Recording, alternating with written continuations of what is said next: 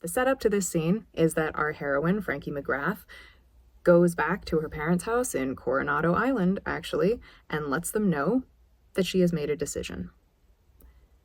At home, Frankie found her parents in the living room, dressed for dinner. Dad stood at the bar, flipping through the newspaper, while Mom sat in her favorite chair by the fire, smoking a cigarette and reading a Graham Greene novel. The house was decked out for the holidays with an extravagance of lights and a 10-foot tree. At Frankie's entrance, Dad closed the newspaper and smiled at her. "Hey, you peanut." "I have news," Frankie said, practically bursting with excitement. "You've met a boy you like," Mom said, putting down her novel. "Finally." Frankie came to a stop. "A boy? No." Mom frowned. "Frances, most of the girls your age—" "Mom," Frankie said impatiently, "I'm trying to tell you something important." She took a deep breath and said, "I joined the Army Nurse Corps, the ANC. I'm now 2nd Lieutenant McGrath. I'm going to Vietnam. I'll get to be with Finley for part of his tour." "That's hardly funny, Frances," Mom said. Dad stared at Frankie, unsmiling. "I don't think she's joking, Bet." "You joined the Army?" Mom said slowly, as if the words were a foreign language that she was trying to sound out. "I'd salute, but I don't know how.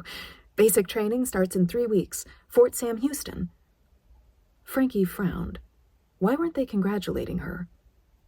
"McGraths and Alexanders always serve," she said.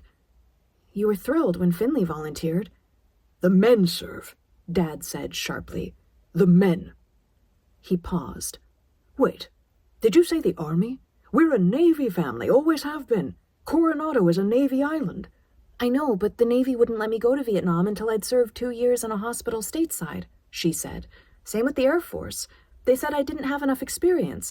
Only the Army would let me go right after basic training."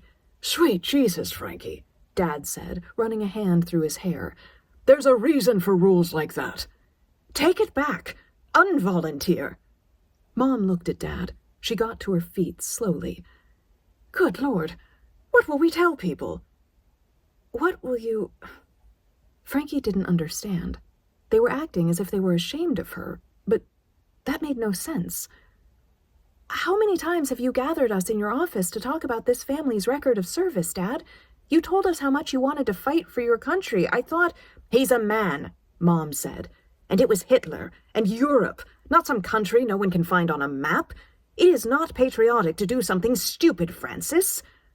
Tears filled her eyes. She dashed them away impatiently.